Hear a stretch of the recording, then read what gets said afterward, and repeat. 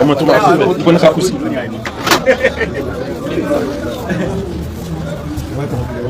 wọ́n yẹ kó àyè hàn lè hùlà máa kó o sáfù ẹ̀ bá wọ́n yẹ kó àyè hàn lè hùlà máa kó o sáfù wọ́n yẹ kó àdéhùgbà gold wọ́n yẹ kó sẹ́ àdéhùgbà gold wọ́n yẹ kó àdéhùgbà hàn lè hùlà máa tí mi láti Yorùbá ṣé ká kí o gbàgbọ́ lè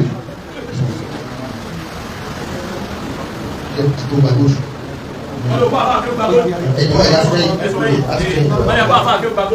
Aṣẹ́ Muhammad Qasim láti Ògbómọ̀ṣọ́. Muhammad Qasim láti Ògbómọ̀ṣọ́. Ìmáàmù Jókòrò láti ìlú Èkó. Ìmáàmù Jókòrò láti ìlú Èkó. Jókòrò láti ìlú Èkó. Àmín ṣe àlẹ́. Ìmáàmù Gbàtàrẹ́ láti Ògbómọ̀ṣọ́ ni. Ìmáàmù Gbàtàrẹ́ láti Ògbómọ̀ṣọ́. Sheikh Samsudeen látọ̀yọ́ Sheikh Samsudeen látọ̀yọ́ mọ́mú Ọ̀yọ́ àìmọ́mú olúgbọ́n bàbá wa Sheikh mọ́mú olúgbọ́n mọ́mú olúgbọ́n bàbá wa Sheikh nàìjíríà lọ́tọ́ wa ìgbà náà kọ́lá lọ́wọ́ ẹ̀jọ̀ bàbá rẹ̀ ẹ̀jáde bàbá akébàgbé rẹ̀.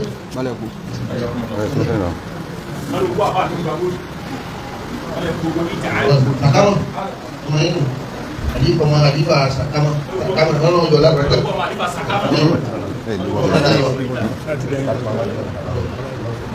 Wọlé náà. Àmín àmín àmín àmín àmín àmín.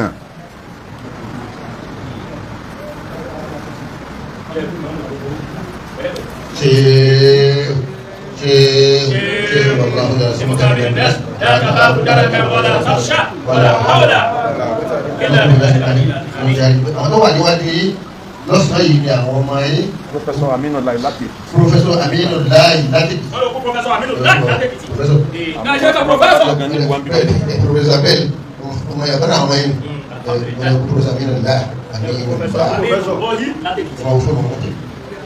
àwọn ẹgbẹ́ àwọn ẹgbẹ́ yìí lọ́sàn-án yìí ni àwọn ní jẹ̀mọ́ yorùbá wọn jẹ́ àlìsí áàtì ìbúlàmọ́ àlìsí áàtì ìwàlìsí ìbíláàrí yorùbá land council for Islamic teachers tí bàbá wa àfa wa àdókòwò agbófinró náà jẹ́ kan nínú wọn àwọn national amir fún gbogbo ìhàt yọ àìsí ìbíláàrí yorùbá wọn kì í pé ẹ̀sìn ọlọ́run tó dà wá pọ̀ lọ́jọ́ bí Ìlọrin síwájú wọn ní ẹ̀sìn Islam báwa kì í ti oríire tí a bá wa ìmọ̀mọ́ àgbà gbogbo Ìlọrin ìyá lọ́n tọ́ iṣẹ́ náà lọ́n púpọ̀ wọn tọ́ iṣẹ́ náà gbogbo àwọn àjọ yìí wọ́n wá sínú ọkùnrin rẹ̀. Bismillahir Rahmanir Rahim. Alhamdulillahi muhdi hadhihi an-ni'am ala jama'ati shay'i alimin alam. Ilé ìyọrin tí àwọn bàbá wa gbà bàbá wa ẹ̀mí àkọ́kọ́ ní gbogbo Ìlọrin ẹ̀mí àbùsàlám tí wọ́n gbọ́gbà tí wọ́n darí Ọ̀fà bọ̀ ilé ìjọ máa yé wa pé bí wọ́n ti ń jẹ́ ọ̀gá náà wọ́n jẹ́ àfà àti sẹ́kọ̀ tó wà lẹ́sìn orin náà. Alhamdulillahi muhdi hadhihi an-ni'am ala jama'ati shay'i alimin alam. وابن سنين دوننا وآل بابا لقد فاوا بنفسه من هذا الأمانات في قول وفي في دين بيت ọlọ́run kọ́ wọlé orin àkọ́kọ́ táwọn àjídájú yín kọ bẹ́ẹ̀ tí ọlọ́run fi gba ààyè ní gbogbo tí jẹ́ west pẹ̀lú Islam bàbá wa mi mọ́tàbà ọba ìlú Ìlọrin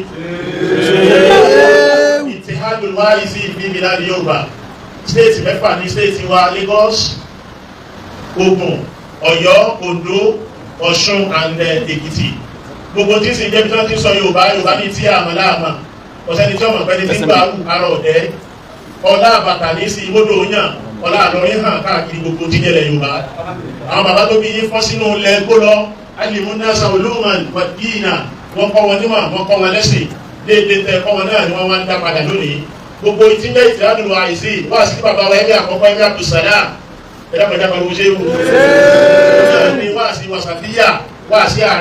tí ó sí akataki tí bọ̀ bá ti bá kọ́ pá bọ̀ bá ti bá kó ogun lẹ́sẹ̀ àwọn bàbá yín wọ́n bẹ́ẹ̀ ṣe wá sí un tí a ti bá fi jẹ́ Muhammadu tí látọ́sà fi jẹ́ Muhammadu tí Ọ̀ṣun dínà balógun bàdé ní jẹ́ Muhammad gbogbo àwọn ìlú yẹn pátá lẹ̀ ṣe wá àṣìdé tí wọ́n sì gbàtọ̀ lọ́run tàbí wa Muhammad òun náà ni àwọn bàbá wa gbé dání níwájú yín lónìí bàbá mi má tábàlá sí pín Ìlọrin tọ́lọ́run ní sí lọ́ba àdúgbò láíláí. ògbó ọlọ́run pẹ̀lú ògbó ọlọ́run àrà tó bá wù sánmà ní wù òṣùpá ìtọ́ bá wù yín náà ní ògbó ọlọ́run pẹ̀lú ògbó ọlọ́run. bàbá wa tí wọ́n jẹ́ national amir fún gbogbo Ittihadul Wa'izi òdú ni wọ́n wọ́n ṣe àìmọ́ olóko òun náà ni bàbá wa Fadilatu Sheikh Muhammad Tawfiq akéwùgbẹ̀rú aṣàdúrà gbọ́rẹ́ akéwùgbàgòd ẹ̀bà gbọ́lọ́ tó bí fún ọjàmá àwọn ni national amir gbogbo Ittihad wá sí yín tẹ́ fi lé wọn lẹ́nu tí ọba wa àkọ́kọ́ al-amir Abdulsalam ibn Muhammad Saliu Janta pé àní ẹ pariwo gbogbo lẹ́gbọ́ yìí pátá ẹ lọ sọ̀rọ̀ Ọlọ́run fún ẹ̀ òun náà làwọn náà gbé dání lẹ́gbẹ́ ọ̀tún ni bí wọ́n ti ń wọlé láti ilẹ̀ Oǹdó lọ́nlọ́hùn ibẹ̀ náà wọ́n ti wá bàbá mi mọ́tàbà ọ̀kan náà ọmọ yín lọ ọ̀nà ilẹ̀ ìfẹ́ ìpínlẹ̀ Oǹdó nílẹ̀ Ẹgbó lọ́hùn wọ́n wá dèlú náà wọ́n bá ṣe wá sí fún wọn pé ẹ bẹ̀rù Ọlọ́run ẹ má jẹ́ àyà mọ́ ẹ má ṣe dá mọ́ àyà wọn sì máa kìí ṣòǹdó ẹ má sì nígbọ́ nílùú kan ọmọ akéwu tí wọ́n wá mú lẹ́yìn ọjọ́ ọmọ akéwu alábòsí lọ́ba lọ sọ fún aráàlú pé àfa àgánjà àyà lálẹ́ àná tàbá ti dé wá sí báàgì tí mo gbé dání orí àyà àtẹsẹ̀ àyà ní bẹ́ẹ̀ àfa àdé wá sí njọ́ kejì wá sí ọ̀tẹ̀ àmọ́ kó wá sí bákú bámú kí á lóore táwọn èèyàn pa àbẹ́ ti gbà fọlọ́ ni bá àfa àti jẹnu lé ẹ mọ́jà àyà máa lẹ́nìkan bá náwó yìí tí ń bá àgà ṣọ́ wa wọn láfẹ́ ìgbẹnu sọ́hún Ọlọ́run dó yìí lánàá gbogbo ọmọ tẹ́ bá rán jáde Ọlọ́run ní jójú tiwọn náà bá ní àyà ń bẹ́ bí báàgì àfa ní kọ̀ọ̀sá àyà ń bẹ́ nígbà wọn dorí báàgì kodò orí àgbò àtẹsẹ̀ àgbò wọn bá mẹ́ àwọn bàbá yín gbìyànjú káàkiri gbogbo lẹ́yìn mọ́gbọ́ lẹ́nu bàbá tó gba gold wọ́n ní ọ̀kanú àwọn ọmọ yín náà lọ lẹ Ọ̀yọ́ lọ́hùn wọ́n wá ń ṣe wáàsí fún bàbá Aláàfin gbaná pé Aláàfin bó ti dára tó tọ́yá yìí tó igi lókun tó ń dọ̀bálẹ̀ fún ọdún kan ní ọ̀pá ní wáàsí ń bá lé ní wọ́n bá pe àfáà àfáà ni mo wí mo ṣe wí àfáà níbẹ̀ ni mo ti yáyì tó mo di mùsùlùmí látòní lọ àwọn sùlùmù tí ẹ lò nìyẹn káàkiri gbogbo ilẹ̀ Yorùbá tí 90% ti South West lónìí tó fi jẹ́ mùsùlùmí effort yìí náà làwọn bàbá akéwà gold wá gbé dání pé ẹjá pé èèyàn sínú ẹ̀sìn pẹ̀lú wasatiya kọ́mọ̀sí extremism fanatism fundamentalism tí mẹ́tẹ̀ẹ̀ta ẹ bá ti wà yọ padà di tí ó di sùnmọ̀mí kí Ọlọ́run bá lè kí ọlá lẹ́gbẹ̀ẹ́ ọ̀tún mi ni amiru gbogbo Ondo State pátápátá Fadilatu Sheikh Abdulrafi Ajiboye Lágbàjì ẹ bá gbọ́dọ̀ tóbi fún wọn. bàbá wa amiru gbogbo Ọ̀yọ́ State bàbá wa Dr. Hashim Atere ably represented by Fadilatu Sheikh Tèmi Adára láti Ìgbòho ẹ bá gbọ́dọ̀ tóbi fún ọjà máa láti Èkìtì State erudite Professor Ahaj Aminullah Anton fi diyari kun inú ilé làwọn wà lára sẹ́tẹ̀ tún rán lọ Èkìtì kan lọ́mọ ṣiṣẹ́ Ọlọ́run láti Lagos State Center of Excellency bàbá wa gbé Lagos bàbá kan bẹ́ẹ̀ lé wáńjọ kan bàbá yẹn ti ṣaláìsí wọ́n máa ròyìn bàbá wa Emir olóhùn bá wọn ní Maiduguri lọ́ba lọ kó fọ́tò jáde mọ́ta ó tọ́lọ̀ ṣe ń ṣe àwọn bàbá ti kúlì ìsìn ọmọ Ògbómọ̀ṣọ́ ni ó ní mo gbà èmi wọ́n máa wá bàbá Maiduguri mi ọmọ ìbí bàbá tó Maiduguri rí bàbá wa tí wọ́n jẹ́ amiru gbogbo Lagos State architect chartered accountant ni wọ́n Muhammadu Awal Imam Muhammadu Awal Tekbir bákan náà láti Ọ̀ṣun State Alhaji Abdullahi Ọlọ́run ló mẹ́rú ẹ̀ àwọn náà ó dọ̀pù àwọn àlejò tí ń bọ̀ wá kí bàbá pọ̀ àwọn èèyàn wá ń bẹ lẹ́yìn rẹpẹtẹ kọ́dà páàkì mọ́tò la fẹsẹ̀ rìn bọ́lọ̀ ti ní kí ẹsẹ̀ ọmọ dánú lé Ọlọ́run mọ́jọ ọ̀dá láíláí o bàbá national amir wọn ó bá wa bàbá Alágbàjì bismillah.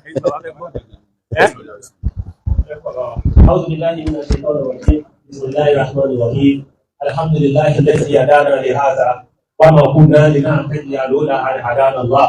وصلي وسلم على سيدنا محمد آخر الكفار والفجار صلاة تدحر لنا كل من يريد قهرنا وتجعلنا قاهرين غير مقهورين بحق اسمك يا قهار وعلى آله حق قدره ومقداره العظيم وبارك صلى الله عليه وسلم أتوب إليك السيد أتوب إليك السيد أجا سيسو لك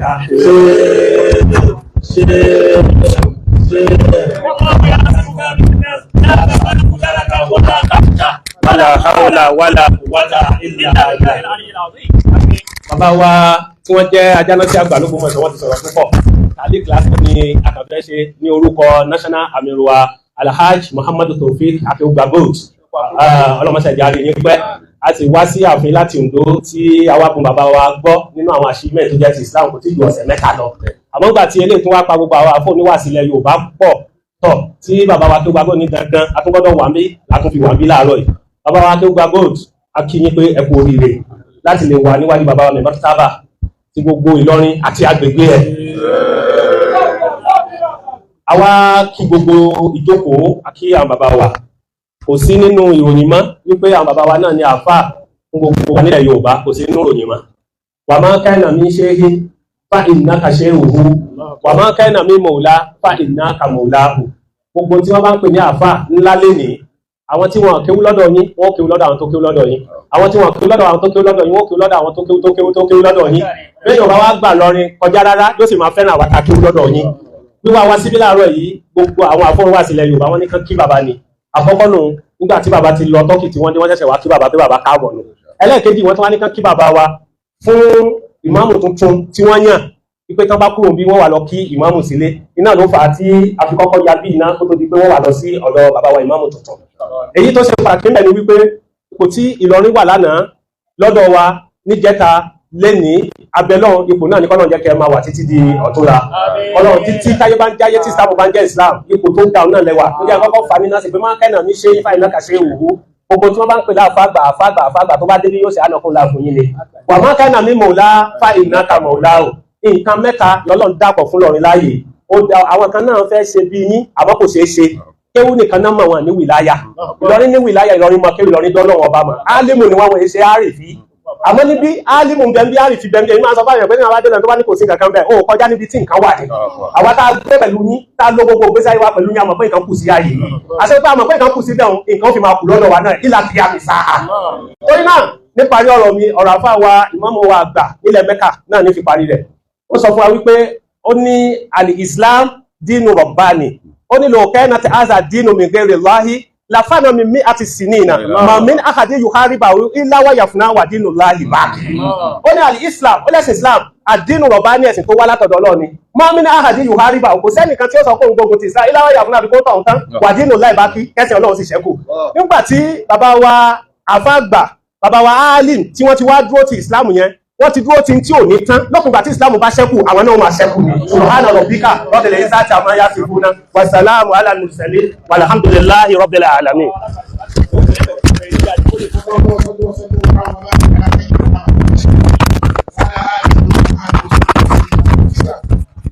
lọ́dọ̀ ọlọ́run ànábì wa Muhammad bẹ́ẹ̀ yẹn bá ti kí ànábì tó mọ̀ pé ọ̀ràn àyàn ní kó wọ́n sàṣà láti fún ànábì àfáà tó kọ́ wa tó já máa ànábì náà ọ̀ràn àyàn ní ká sàṣà láti fún àwọn náà àsàlátù ọ̀dà nábì tí ó wà gbà wọlé lónìí ọ̀dà fún alímìnì káyé sí òun lẹ́mẹ̀ẹ́ta náà.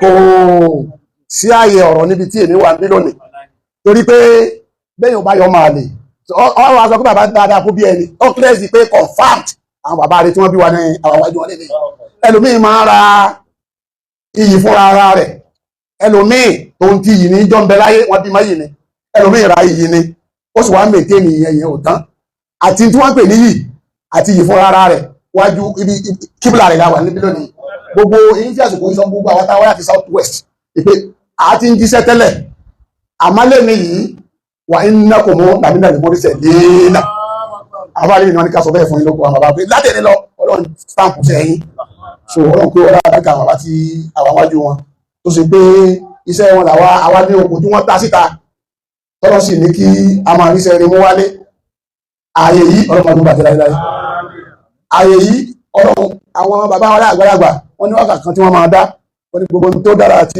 ìyàn ìlú alímì ló wà ooo ìlú alímì ló wà gbogbo alímì ló wà gbogbo tó dára àti ìyàn lọ́dọ̀ alímì ló wà ooo lọ́dọ̀ alímì ló wà ooo lọ́dọ̀ alímì ló wà gbogbo tó dára àti ìyàn lọ́dọ̀ ṣé.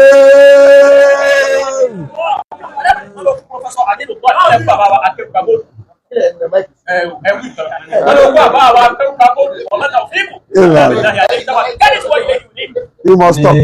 Pẹ̀lú ìyọ̀dá bàbá wa ọba lùlọ.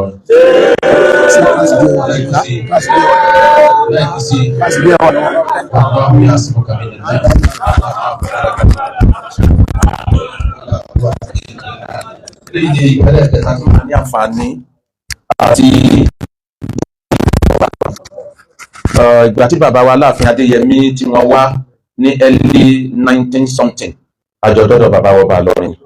Nígbà tá a wá ṣe launching ìwé àfáà Al-Qur'ani àkọ́mọ́tò àlẹ́ lórí àjọ wà ń bẹ̀ mí ni mo sọ̀rọ̀ lórúkọ bàbá wa láàfin ní ọjọ́ yẹn.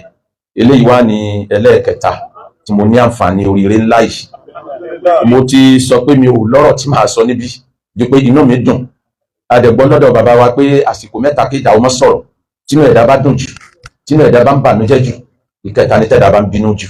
Àmọ́ tèmi ìdùnnú pọ̀ lára mi pé mo rí bàbá wa ọba ìlú Ìlọrin. Kò ní jẹ́ kí n lè fẹ́ sọ kankan ju pé alihamudulilayi alihamudulilayi alihamudulilayi rabbil alamin. Gẹ́gẹ́ bí àfa wa Jánásí àgbà ló gbọ́mọ̀ sọ bọ́n sí máa ń sọ wípé nílẹ̀ Yorùbá lọ́dọ̀ wa lọ́hùn kò sí àdúrà tẹ́ lè sọ tẹ́ ẹ̀ bá fi wákà kan bí ìgbà téèyàn ṣàdúrà ni. Alihamudulilayi ọpẹ́ wa dé ní ìjàdù lápapọ̀. Alihamudulilayi ọpẹ́ wa. Àwa nìyí wájú bàbá wa ọba ìlú Ìlọrin. Alihamudulilayi ọpẹ́ wa dẹ̀ta. Alihamudulilayi ọpẹ́ wa dẹ̀rin. Alihamudulilayi ọpẹ́ wa dànù. Alihamudulilayi ọpẹ́ wa dẹ̀fà. Alihamudulilayi ọpẹ́ wa dẹ̀jẹ. Alihamudulilayi ọpẹ́ wa dẹ̀sán. Alihamudulilayi ọpẹ́ wa dẹ̀sán o. Rọ̀bì alámìnà ló sì. Máa láǹfààní láti dúró níwájú bàbá wa ọba ìlú Ìlọrin. A ní kankan tá a gbèjì pé Rọ̀bì àwùzíní an ashkura ni'mataka allati an'amta alayya wa ala walidayya wa ní àmàlà sọ́ọ̀lẹ̀ àtàràbọ̀ wa dakhilni bi rahmatika fi ibadika as-salihin. Pé àwọn bàbá tó bí èmi tán jẹ́ akéwùgbẹ̀rú àgbà Ọ̀yọ́ ilé ni wọ́n ti ta kọ́sọ́ bọ́ sílùú Ìlọrin tí wọ́n ti wá kẹ́kọ̀ọ́. Ibẹ̀ l'Aláàfin Àtìbá ti dé bá wọn bì gẹ́gẹ́ bí wọ́n jọ kúrò lọ́yọ̀ ilé. Ibi ìlú yìí ni wọ́n ti jọ plan bí wọ́n ṣe jọ move lọ sí Ọ̀yọ́ Àtìbá àtìní. Pé mo wá wà níwájú bàbá àtàná, bàbá àtijẹ́ta, bàbá àtòní. Alhamdulillahi rabbil alamin.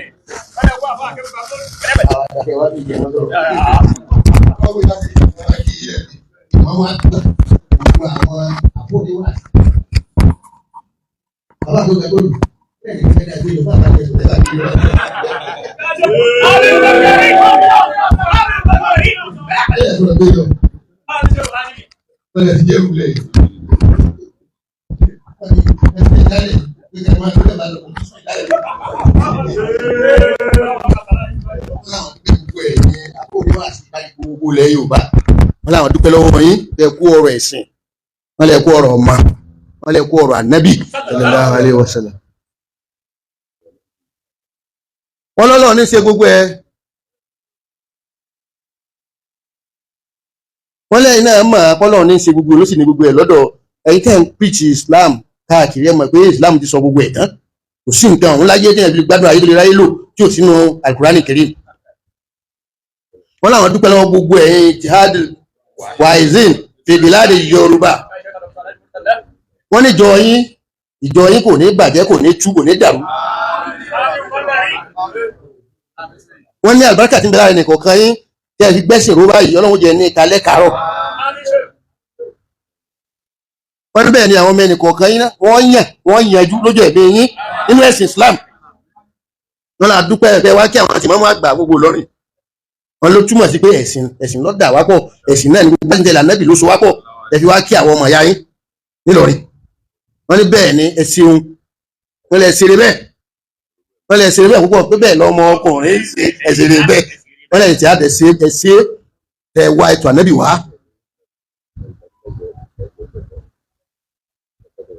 Wọ́n ní kọ́lá bóyá tó bá tiẹ̀ ń kọ́lá influence èyí táwọn náà gbé nìbàdàn ní South West táwọn náà gbé ọdún 8 oṣù 8 náà fi wà ní kọ́tọ̀fà bíi nìbàdàn. Gbogbo àṣà ìṣesí gbogbo ẹ̀ làwọn mọ̀ ní gbogbo ilẹ̀ Yorùbá pé àwa làwọn àwọn náà lẹ́yìn. Wọ́n ní bí ìgbà tó lọ́n ń gbé àwọn káàkiri wọ́n pèpè àwọn fún ààyè yìí ni àwọn tó Mẹ̀dúgùrì tó jẹ́ ti ilẹ̀ Haúsá lọ́hùn, àwọn wá gbé Ìbàdàn tó jẹ́ ti Yorùbá. Gbogbo káwọn ọmọ gba àṣà báyìí káwọn mọ̀ nítorí pé àwọn táwọn ọjọ́ lu ayé náà nù. Wọ́n náà dúpẹ́ fọlọ́run, wọ́n náà dúpẹ́ tẹ wá kí àwọn fún ti ìmọ̀ọ́mọ́ àgbà, àwọn sì dúpẹ́ tó bá ń tọ́lọ̀ náà ń fẹ́ mo ti gbogbo ilé wá kí àwọn báyìí. Wọ́n lọ́lọ́run fi sọ rẹ̀ sọ ẹnì kọ̀ọ̀kan yín. Wọ́n ní bẹ́ẹ̀ ṣe dé Ìlọrin pẹ̀lú bísímìlá ẹ padà sí pẹ̀lú alhamdulillah. Wọ́n rò ní bàbá sẹ́ni kọ̀ọ̀kan yín. Wọ́n ní sẹ́ ládá wọ́n lọ wà nú ẹ̀sìn náà kéèyàn wá ọmọ ìyá rẹ̀ lọ kálọ̀ lè kí ọmọ ìyá yàn kéèyàn wá lọ ládá ní mẹ́bẹ̀ lọ́wọ́ sọmẹ́ni kọ̀ọ̀kan yín. Subhana rabbika rabbil izzati amma yasifun wassalamu ala mursalin alhamdulillahi rabbil alamin. Ká tó gba ìyọ̀dá lọ́dọ̀ bàbá wa gbogbo tí ń jẹ́ mùsùlùmí lápapọ̀ kì í ṣèlú Ìlọrin nìkan gbogbo tí ń jẹ́ mùsùlùmí lápapọ̀ ọlọ́mọ kéwù ni wá àsìkò ra wájọ ni àmọ́ ẹ̀bùn tí a ní bó ṣe lè wù kó kéré mọ́ bàbá ní bàbá wọn bá lùlọrin ṣe tóbi tó láti ṣàlejò àti sánmà àti ilẹ̀ lè má gba àlejò náà àmọ́ ọba nǹkan náà ló ṣe lè wó mọ́ á fi rán bàbá wa ṣe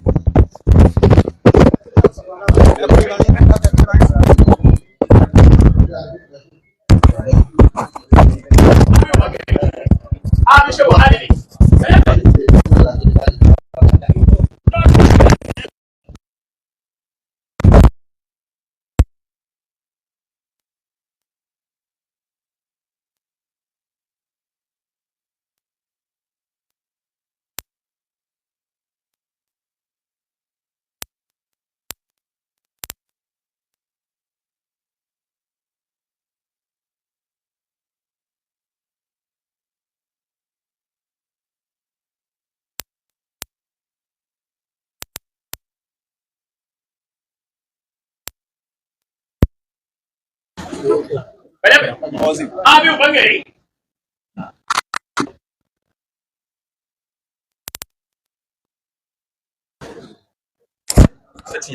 Bẹ́ẹ̀,